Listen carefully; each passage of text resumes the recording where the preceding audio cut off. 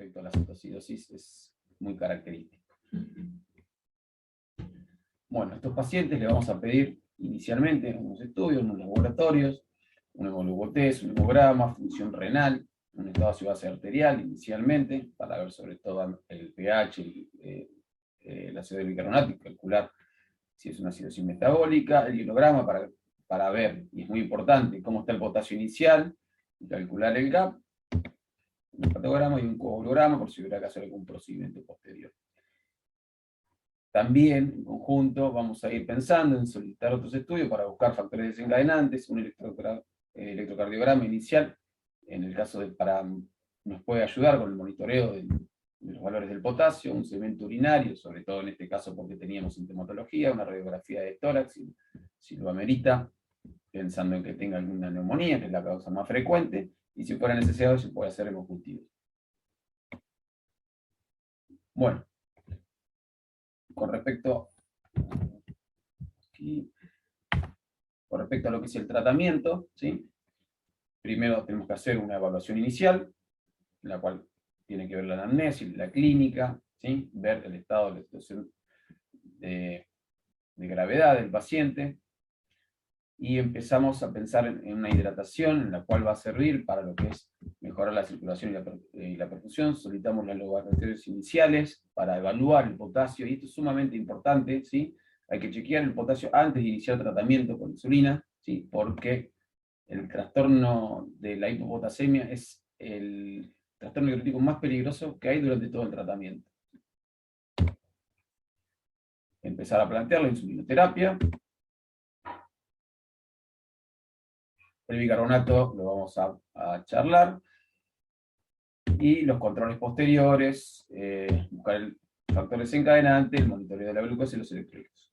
Con respecto a lo que es la fluidoterapia, recuerda nuestro paciente que venía hipotensa, taquicárdica, tenemos que ver si es un paciente que ha perdido abundante líquido, ¿sí? Ha perdido bastante volumen de agua. Lo podemos hacer haciendo clínica al lado de la cama del paciente. Lo que hacemos es ponerlo en ortostatismo y evaluamos, ¿sí? Si hay aumento de la frecuencia cardíaca, si hay descenso de la presión arterial, ahí ya nos habla de que hay, y depende del descenso, ¿no? Si es a razón de un 10%, razón de 2 litros de agua que debe haber perdido. Si hay una caída mayor de la presión arterial, puede haber una pérdida de más de entre 3 y 4 litros, y si hay hipotensión, inclusión de cúbito, puede haber una pérdida de hasta 4 litros. Igual esto va a depender también del tipo de trastorno, si es una citocidosis o un hiperosmolar, pero también va a depender en realidad si presentó vómitos, si presentó algunas otras pérdidas, si no presentó ingesta de líquidos durante el periodo previo. Bueno, este cuadro lo quería poner porque básicamente los tratamientos que están, los protocolos que están establecidos para la citocidosis como para el hiperosmolar, están basados en un artículo de la Diabetes Care que por lo menos del 2001. Lo mismo, si la volvemos a observar, en el 2009, y las actualizaciones más cercanas al 2021-2022 conservan referencias a la misma situación. Bien, después de hacer una evaluación inicial, de tener los primeros laboratorios, la hidratación la va a hacer igual, pero después de confirmar la hiperglucemia, después de observar que tiene cuerpos cetónicos, y de haber pedido los laboratorios, se inicia el tratamiento con fluidoterapia a razón de 1 litro en 1 hora con solución fisiológica. Así es como comenzamos.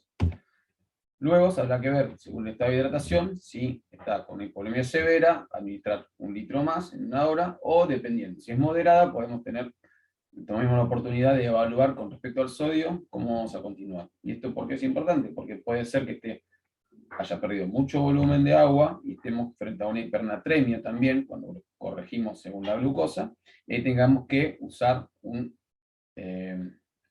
una solución más hipotónica. Ahora, si tenemos un sodio que es bajo, continuamos con la mitad de los litros, ¿sí? Si era 1 litro inicialmente, después vamos a quedar infusión entre 250 y 500 litros hora, que es solución fisiológica. En este caso, nuestro paciente había empezado con una hipovolemia, y decidimos seguir con solución fisiológica, además estaba hiponatremia. confirmar siempre que el potasio esté por encima de 3,3 y si no, llevar el potasio a mayor a 3,3, entre 3,3 y 3,5 para iniciar el tratamiento con insulina, porque va a bajar drásticamente y puede generar un trastorno electrolítico grave. Bien, este es el de la ADA del 2019, básicamente es lo mismo, ¿sí? Lo mismo, ¿sí? Una hidratación, dependiendo de si tiene una clínica severa, si es leve moderada, o si ya está en shock cardiogénico, es un paciente que va a ir directamente a la unidad coronal. Cuando es leve o moderada, ahí hay que evaluar dependiendo de si tenemos un sodio que está bajo o está alto, como me refería previamente. Bueno, ¿qué es importante? Sobre todo el tema de la hidratación inicial, porque mejora la perfusión renal, disminuye el efecto de las hormonas contrarreguladoras, mejora el clearance de cetoácidos y disminuye la resistencia a la insulina. Así que el tratamiento posterior con insulina, ¿sí? va a resultar mucho más efectivo, más eficiente. Y de hecho va a empezar a descender simplemente con esa hidratación inicial que se le hace al paciente. Así que por eso es que es sumamente importante. Tener presente que cuando hay sodios mayores de 140 o una osmolaridad plasmática, ¿sí? Mayor a 340, esto nos habla de que hay una gran pérdida de volumen de agua, ¿sí? Y eso es de mayor gravedad. Esto está más asociado a un hiperosmolar que a una cetosis diabética, pero a veces se hace un trastorno mixto entre la cetosis diabética y el hiperosmolar. Bien, con respecto al manejo del potasio, y veremos el tema de si colocar bicarbonato o no, voy a ser insistente con esto, hay que evaluar siempre antes de iniciar el tratamiento con insulina. La hidratación siempre tiene que comenzar, pero el tratamiento con insulina hay que esperar sí o sí a tener un potasio que esté por arriba de 3,3. Si está por debajo de 3,3, habrá que suspender la insulina, o no empezar la insulina y poner de 20 a 30 miliequivalentes, puede ser incluso 40 miliequivalentes de potasio en una hora, y volver a reevaluar y a ver si subieron los equivalentes para poder iniciar. Si está en 3,3 y 5,2, se puede administrar de 20 a 30 miliequivalentes hora para poder hacer un mantenimiento, y si está por encima de 5,2, no vamos a administrar potasio, vamos a continuar vigilando cada 2 horas. Se puede solicitar después el laboratorio cada 2 a cada 4 horas. Bien, con respecto al bicarbonato, es toda una polémica. No hay estudios que avalen el bicarbonato por encima de 6,9. No se ha visto, de hecho, no se han visto beneficios, se han visto bastantes más complicaciones. Continúa retarda la resolución de la cetoacidosis, retarda la solución de la hiperglucemia, produce mayor hipopotasemia. Pero bueno, para menos de 6,9 no hay estudios, y por la gravedad de la acidosis está avalado, pero bueno, no hay estudios que avalen esta situación. Se administra a razón de 100 milimoles de bicarbonato con 20 milimoles de potasio en 400 litros de agua, y se puede volver a repetir. Se evalúa si el pH está por encima de 7,0 y después se puede repetir. Nuestro paciente, como era mayor de 5,2, no se le agregó potasio. Bien, una vez que tenemos el potasio por encima de 3,3, empezamos con la terapia con insulina. Es a bajas dosis, esto ya está zanjado hace mucho tiempo, versus altas dosis, ya por el año 80, 90, los estudios referían que no veían diferencia significativa con respecto a la resolución, pero sí veían diferencia significativa con respecto a los efectos adversos, mayores hipoglucemias, mayores hipopotasemias. Todo eso con el mantenimiento de la insulina a dosis más fisiológicas se han disminuido francamente. Bien, con respecto a la cetosis diabética leve o moderada, ya desde el año 2000 por lo menos, antes también, y actualmente, se podría realizar tratamiento en paciente que tolera la ingesta oral y que tiene una cetosis leve, con una normovolemia, utilizar tratamiento con insulina subcutánea cada hora de 7 a 10 unidades. No tengo práctica en esto, cada vez que vemos una cetosis la tratamos como grave siempre, pero está dentro de las recomendaciones, se puede realizar. A veces puede ser que los pacientes nos pongan en esa circunstancia de tener que elegir. Moderada no lo intentaría, y dentro de lo que es el tratamiento para la severa, o pacientes que no toleran la vía oral, que bueno, se inicia tratamiento endovenoso, a razón de un bolo inicial de 0,1 miligramos kilogramo o 10 unidades para la cetosis diabética y un 40% más de la dosis para el estado hiperosmolar. Y después se continúa con una infusión de 0,1 unidad de kilogramo hora, y obviamente con evaluaciones horarias. En la LAD es más o menos lo mismo, no refieren el bolo con respecto al hiperosmolar, pero bueno, en la biografía del 2022 también de LADA está mencionado. Y básicamente es lo que acabo de escribir recién. Se considera, es un cuadro compatible con cetosis diabética, se hace un bolo según peso o 10 unidades directamente y se inicia infusión continua.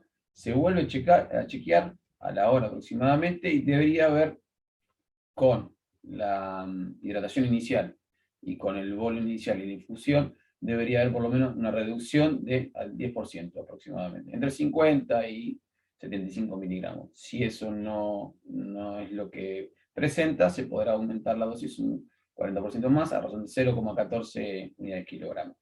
Y se mantiene la infusión. Obviamente se va chequeando cada hora inicialmente, luego cada 2 horas y se va a ir estirando en el tiempo.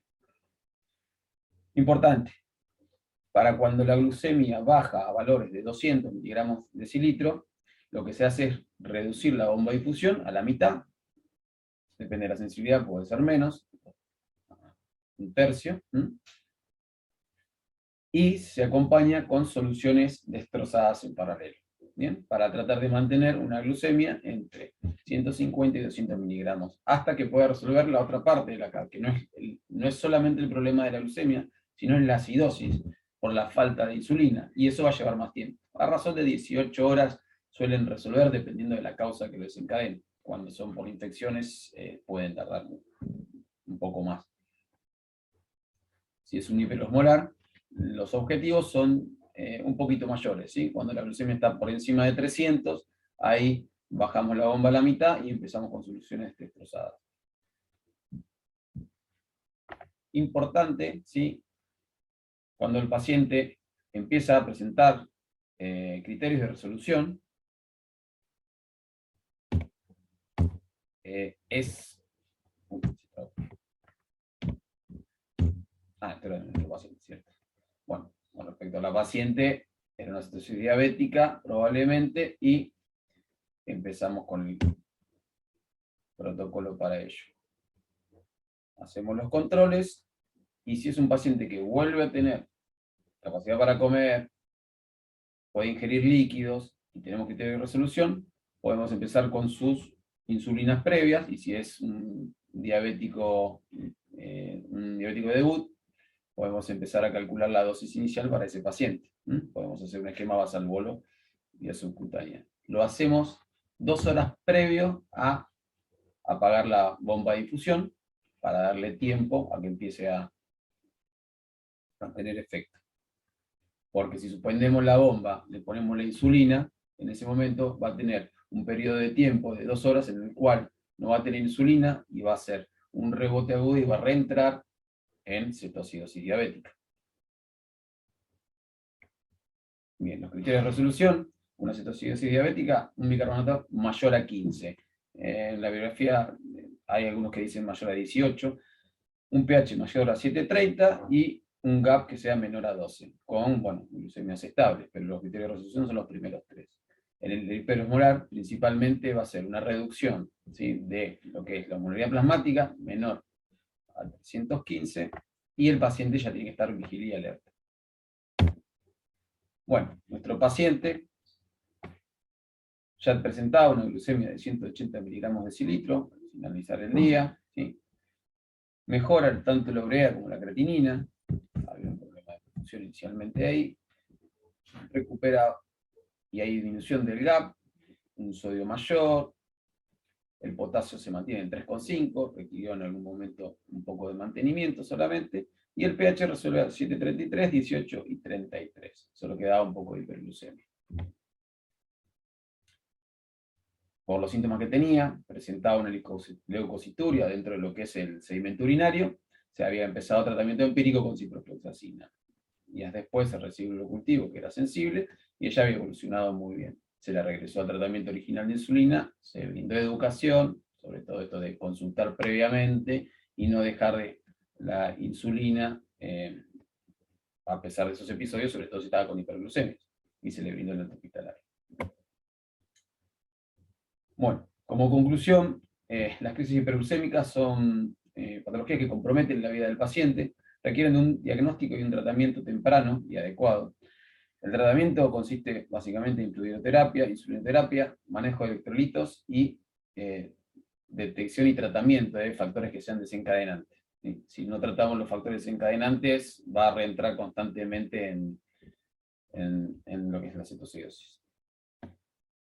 Y como bonus, no va a estar resuelto esto, pero bueno, tenemos un paciente que tiene 76 años de edad, con antecedentes de hipertensión arterial y diabetes, en tratamiento con metformina y sospecha de enorismo, que ingresa al servicio de emergencia, que llevaba por alteración del sensorio, había llegado al 107, estaba con una presión arterial de 120 y 60, una frecuencia cardíaca de 110 latidos por minuto y taquipnea. Estaba somnoliente, una somnolencia profunda, con sequedad de piel y mucosas. Ella se le hace una glucemia inicial, high, valores que no que están seguros porque si no el 5 gramos, se le ocultan unos rales crepitantes en la base izquierda, estaba con discreto requerimiento de oxígeno, y en el laboratorio se observa que viene una urea bastante elevada, por encima del gramo y medio, un estado ácido base con un pH de 7,31, una cruz de cetonuria y un sodio de 144. Bueno, se los dejo ahí para que me digan qué piensan, qué le podría estar pasando, qué fue el desenlace, y si es una cetosis diabética inicialmente o un hiperosmolar. Eso es todo. Muchas gracias. Ahí está la biografía.